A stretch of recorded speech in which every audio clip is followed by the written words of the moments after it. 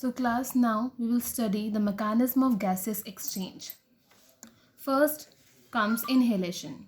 Air is taken into the body through nostrils where it is filtered by hair and mucus.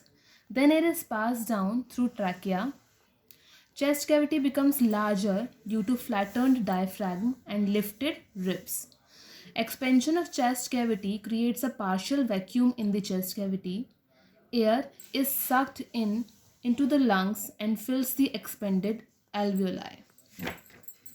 Exchange of oxygen and carbon dioxide in alveoli. Exchange of oxygen and carbon dioxide in alveoli. Oxygen is taken up by the blood from the alveoli to blood vessels. Blood releases carbon dioxide into alveoli that it brings from the whole body. Hemoglobin in blood takes up oxygen and carries it to the tissue which are deficient in oxygen. Oxygen is then transported to all the cells in body by respiratory pigment and due to diffusion pressure.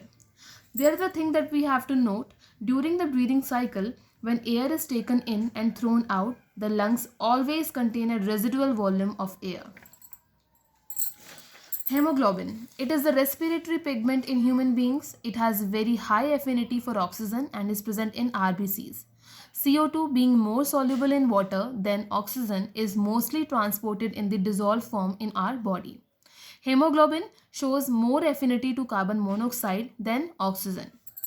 Then comes last process, which is exhalation. It is the process of giving out carbon dioxide from lungs to atmosphere. Carbon dioxide is transported in dissolved form in blood.